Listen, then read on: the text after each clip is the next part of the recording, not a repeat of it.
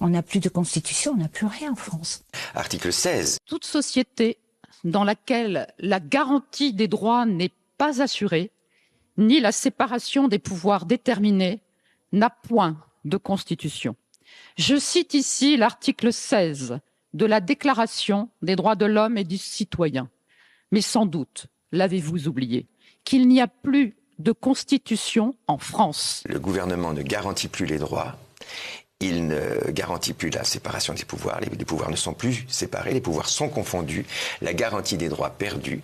Et donc nous n'avons plus de constitution, nous sommes en tyrannie. Sans constitution, nous serions en dictature. Exactement. Et le problème, c'est que nous sommes en dictature parce que la constitution n'existe pas. Quand vous regardez le statut de la magistrature, vous voyez que l'article 5 de l'ordonnance du 22 décembre 1958 nous dit que les procureurs travaillent sous le contrôle et la hiérarchie du ministre de la Justice et garde des Sceaux. Ça veut dire quoi? Qu'il n'y a pas la séparation des pouvoirs. Or, la Constitution, j'ai expliqué au tribunal, elle dit une nation où la séparation des pouvoirs n'est pas effective, n'a pas de Constitution. Donc nous sommes à la fois de facto et de jure dans une suspension de nos institutions. Les institutions françaises, à la fois du point de vue du droit interne et du point de vue du droit international, n'existent plus. Elles sont mises en suspension.